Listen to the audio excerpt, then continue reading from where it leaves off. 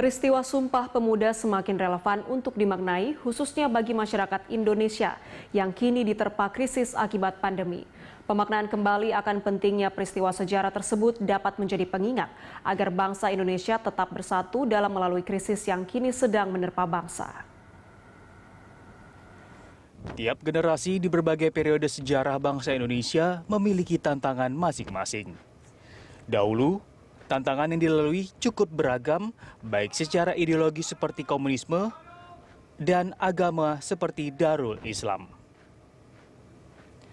Maju ke era pasca Orde Baru atau era reformasi, tantangan yang dihadapi mengarah kepada pembangunan kapasitas politik yang baik, seperti membangun sistem demokratis dengan memastikan kedaulatan di tangan rakyat, serta melepas diri dari kekuasaan sentralistik ala Orde Baru.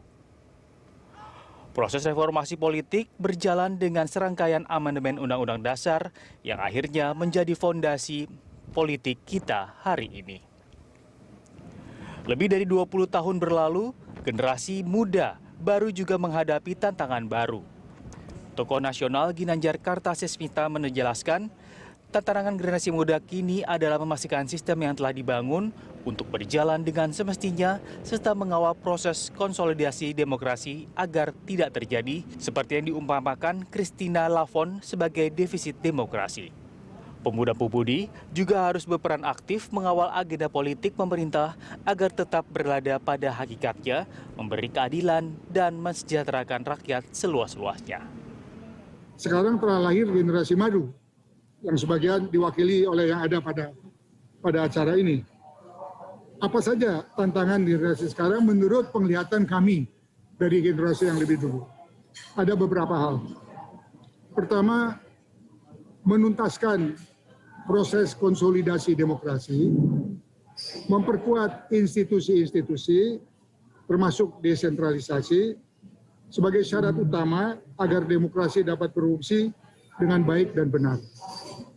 Kekecewaan masyarakat atas kinerja demokrasi telah menyulut hasrat untuk kembali ke Undang-Undang Dasar 1945 yang asli.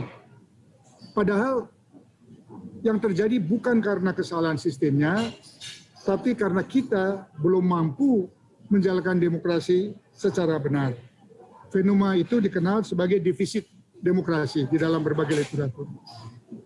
Kedua, mengawal proses demokrasi agar menjamin keadilan dan kesetaraan bagi setiap warga negara di muka hukum dan pemerintahan, serta menghasilkan kesejahteraan yang dapat dinikmati oleh rakyat secara lebih adil. Saya katakan lebih, karena kalau adil itu tentu tujuan akhir ya.